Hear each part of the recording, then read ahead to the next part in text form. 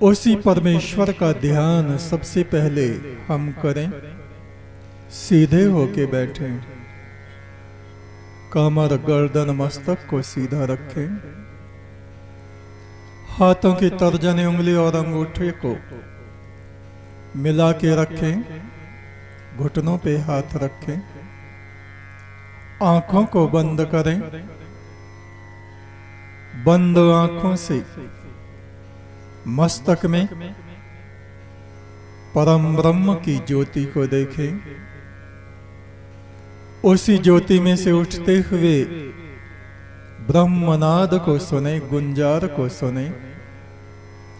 आती जाती हुई सांस पर ध्यान दें। गहरी शांति का अनुभव करें।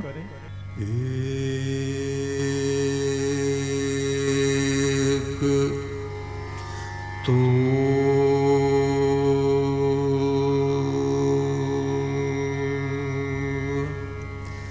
सच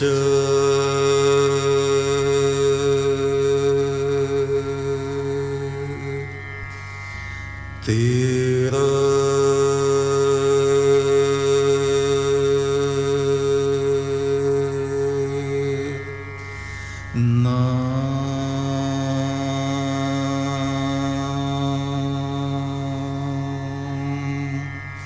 सच्चा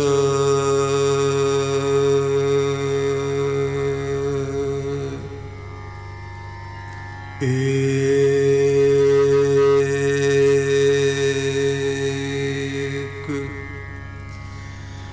तो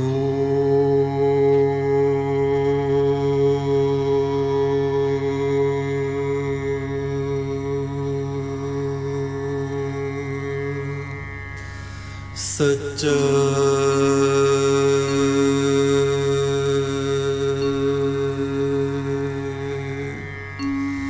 तेरा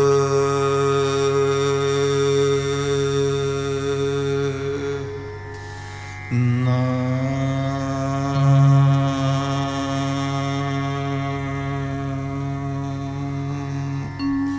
सच्चा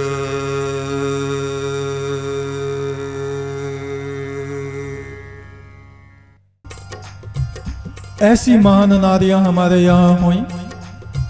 सीता, सावित्री, मदालसा, गार्गी, अपाला। अनसुईया की एक बेटी थी अपाला, जिनके सफेद दाग हो गए थे शरीर पर। विवाह उनका हो गया और उनके पति ने इस कारण से छोड़ दिया कि तेरे तो सफेद दाग हैं। आदमी के सफेद दाग हो जाएं तो स्त्री उसको छोड़ेगी नहीं, उसकी सेवा करेगी। कोढ़ी भी हो जाएगा पति तो भी उसकी सेवा करेगी। और आदमी, पुरुष, आप देखो कितने वफादार हैं, कितने धर्मनिष्ठ हैं, कितने महान ज्ञानवंत हैं। पत्नी के सफेद दाग हो गए तो कह दिया अब तू मेरे काबिल नहीं, चली जा, घर से निकल जा। हमारे भारत में यही सब होता रहा है, अब भी यही चल रहा है। हम पुरुषों को लज्जा आनी चाहिए, शर्म आनी चाहिए। शादी के बाद पति बीमार पड़ जाए तो पत्नी को सब समझाएंगे, देखिए पति देवता होता है, पति परमात्मा होता है, पति परमेश्वर है, तो इसकी सेवा कर। और पत्नी बीमार पड़ जाए, उठा नहीं जा रहा, अगर चाय भी बना के दे दी, कोई मेहमान आ गया, ओहो, बड़े ऐसे देखते हैं, कितनी लज्जा की बात है, ये तो जोरू का गुलाम बन गया भैया हैं। वो चाहे दुख से मर जाए, कोई बात नहीं, मर जाओ और दूसरी शादी कर लेना, तीसरी कर लेना, चौथी कर लेना। हमारे भारतवर्ष में तो ये है, एक मरी दूसरी, दूसरी मरी तीसरी, तीसरी मरी चौथी, चौथी मरी पांचवी। दरवाजा खुला है पुरुषों के लिए। और माता, बस क्या कहें, आपके सामने है सारी स्थिति। तो अनसुईया की बेटी थी अपाला, उसके सफेद दाग हो गए। उसके पति ने कहा तुझे तो कोढ़ हो गया, अब मैं तुझे घर में नहीं रखूंगा, तू जा। क्या करती बेचारी, धक्के मुक्के खा के बाहर निकल के आ गई, अपने पिता के आश्रम में पहुंच गई। अत्रि मुनि ने कहा कोई बात नहीं पुत्री, तुम तपस्या करो, साधना करो, इन दागों का उपचार करो, ये ठीक हो जाएंगे। औषधियां हैं, साधनाएं हैं, तपश्चर्या है, और वो धीरे धीरे ठीक हो गई। उसके पति को पता चला वो ठीक हो गई तो वो आ गया लिवाने, चलो घर चलो। कहा कौन से घर चलूं, जहां से निकाल दिया था। बस तुमको ही तुम्हारा घर मुबारक हो, मैंने देख लिया पति कितने महान है। मैं अपना कहीं इधर पहाड़ पे परमात्मा का नाम जपती रहूंगी, तुम अपना परिवार दूसरा बसाओ, जाओ जाओ। वो नहीं गई। ऐसी महान देवियां हमारे यहाँ हुई और उसने ब्रह्म पद को प्राप्त किया। अपाला ने ऐसी गार्गी हुई, मदालसा हुई। मदालसा के कई पुत्र हुए, कई को उन्होंने ब्रह्म ज्ञान दे दे के ऋषि बना दिया। एक पांचवा पुत्र था, उसको भी ज्ञान दे रहे थे। राजा ने कहा सुन, एक को तो छोड़ दे, एक को तो कम से कम दुनियादारी के काम के लिए छोड़ दे। बोले चलो ठीक। अपने पुत्र से कहा पुत्र तुम्हारा भाग्य खराब है, ये जीवन तपस्या के लिए मिला है, भोग विलास राज्य वैभव इसके लिए नहीं मिला। फिर भी मैं तुम्हारे गले में ये ताबीज बांध रही हूं, जब घोर संकट पड़े इसको खोल के पढ़ लेना। तो सबके जीवन में संकट तो आते ही हैं। वो लड़का बड़ा हो गया, विवाह हो गया, बच्चे हो गए, उसके राजा बन गया, और एक बार बड़ा संकट उस पे आया तो उसने खोल के पढ़ा, उसमें लिखा था ब्रह्म सत्यम जगत मिथ्या, संसार बेकार है, परमात्मा ही सत्य है। तो यहां से अपने काम निमिटा और परमात्मा की शरण में जा। आखिर में वो भी अपने पुत्र को राज्य देके और वनों में जाके आश्रम में परम ब्रह्म की साधना करने लगे। शिव का त्रिशूल दुष्टों का संहार सदा करता रहा, और शिव का नंदी उनका शिष्य धर्मात्माओं से सदा प्यार करता रहा।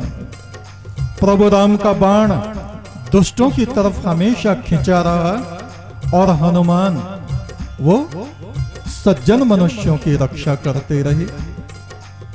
श्री कृष्ण की गीता अर्जुन आज भी सुनते हैं। आज भी हमारे देश में कृष्ण महाराज का ज्ञान अद्भुत है, आत्मा का ज्ञान।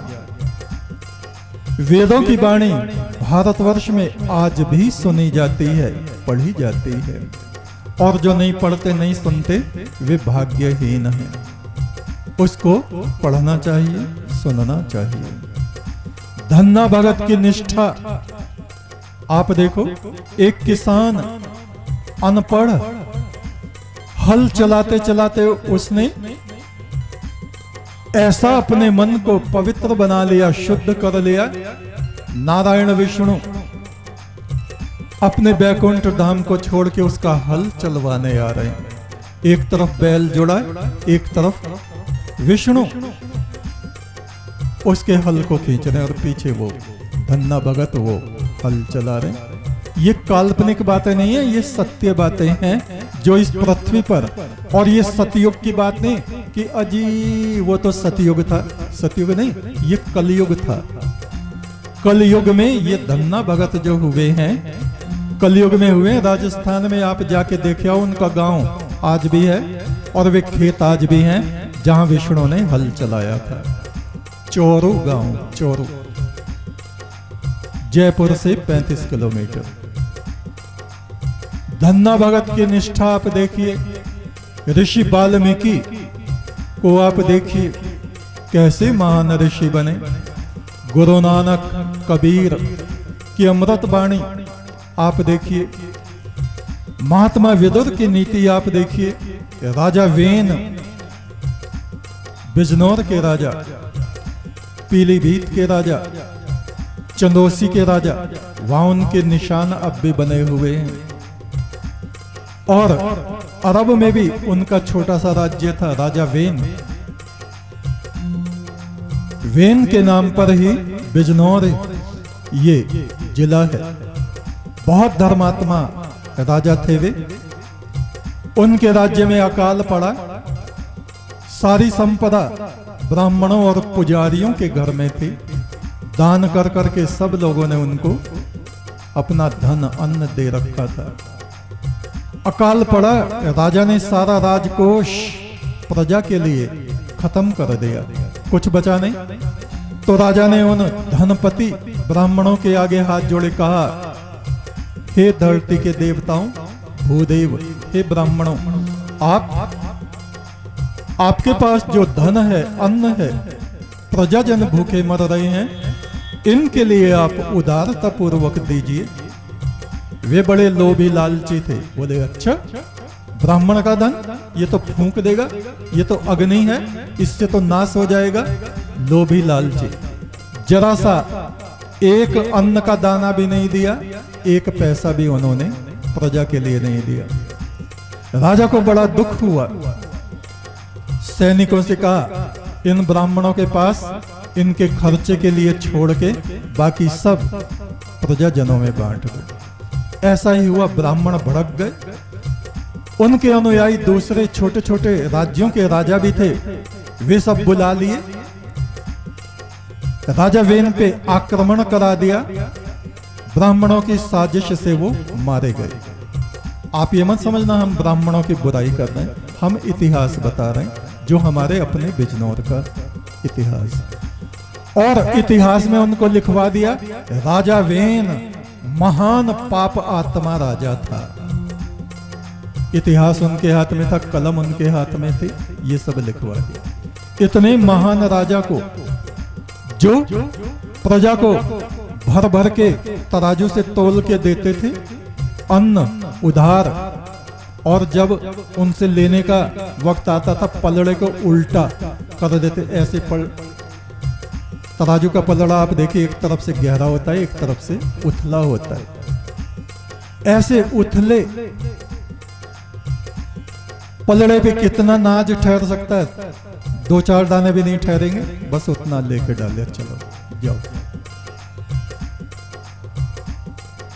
तो इतिहास लिखने वाले कुछ और लिखते हैं, हकीकत कुछ और होती है, लेकिन सच्चाई हजारों लाखों बरस के बाद भी सच्चाई को कोई दाब नहीं सकता।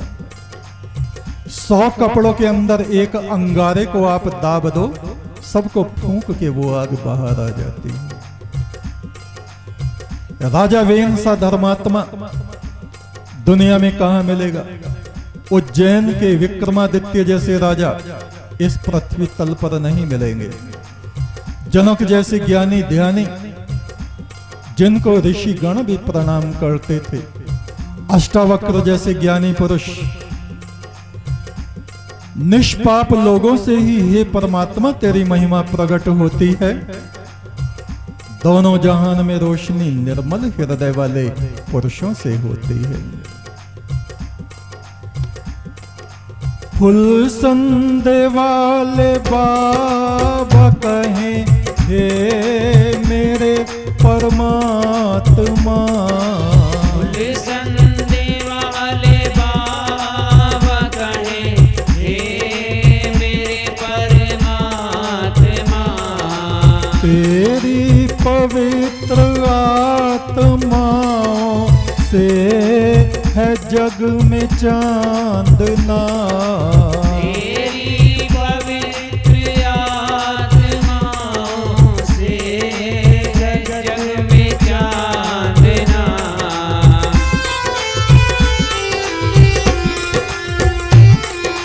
गंगा के तट पे आज भी उतरते हैं देवता। गंगा के तट पे आज भी उतरते हैं देवता। गंगा के तट पे आज भी उतरते हैं देवता।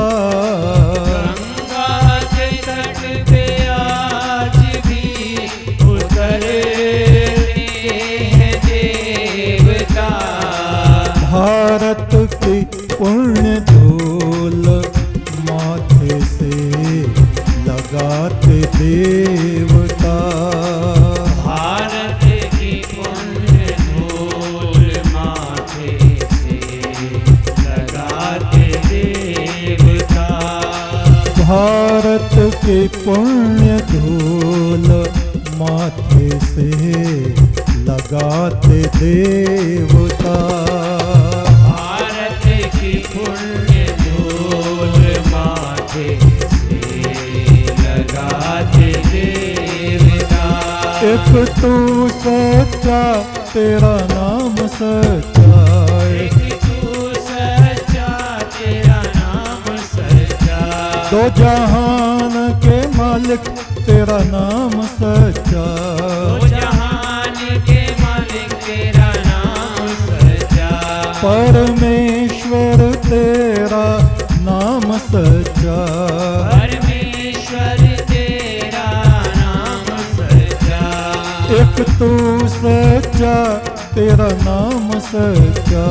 एक तू सच्चा तेरा नाम सच्चा। एक तू सच्चा तेरा नाम सच्चा। एक तू सच्चा तेरा नाम सच्चा। दो जहान के मालिक तेरा नाम सच्चा। एक तू सच्चा तेरा नाम सच्चा। दो जहान के मालिक तेरा नाम सच्चा। एक तू सच्चा तेरा नाम सच्चा। एक तू सच्चा तेरा नाम सच्चा। परमेश्वर तेरा नाम सच्चा। एक तू सच्चा तेरा नाम सच्चा। परमेश्वर तेरा नाम सच्चा। एक तू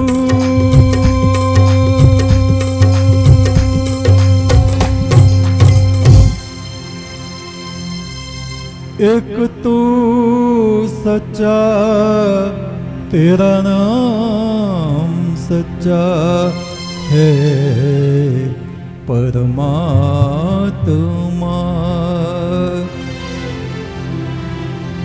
ऋग्वेद के ऋषि कहते हैं ओम मां प्रगाम पथो। कभी भी मुझसे हे परमेश्वर सन्मार्ग न छूटे। मैं हमेशा उस मार्ग पर चलूं जिस मार्ग पर हमारे ऋषि मुनि देवगण चले हैं। वयम मां यज्ञादिंद्र सोमिनः। अमृतमय सत्कर्मों से मैं कभी दूर न जाऊं। मानतः स्फुरनो अरातयः। दान की वृत्ति से कभी भी हम दूर ना हों। जब देने का अवसर आए तो अवश्य ही हम दूसरों को दें, उनकी मदद करें। धर्म मंगलम उत्कृष्टम। धर्म आचरण ही हमारी आत्मा को उच्चता में ले जाता है। अहिंसा, संयम, तप ये धर्म के लक्षण हैं। देवा अपि तम नमस्यन्ति यस्य धर्मे सदा मनः। जिन मनुष्यों का मन सदा धर्म आचरण में लगा रहता है, आकाश में विचरण करने वाले देवगण, सिद्धगण उन मनुष्यों को प्रणाम करते हैं, उनकी वंदना करते हैं, उन पर पुष्प वर्षा करते हैं। जैसे अभी हेलीकॉप्टर से हमारे योगी जी आप सब पे फूल बरसाते हुए गए हैं। एक तू सच्चा तेरा नाम सच्चा। एक तू सच्चा तेरा नाम सच्चा। संसार के मालिक तेरा नाम सच्चा। एक तू सच्चा तेरा नाम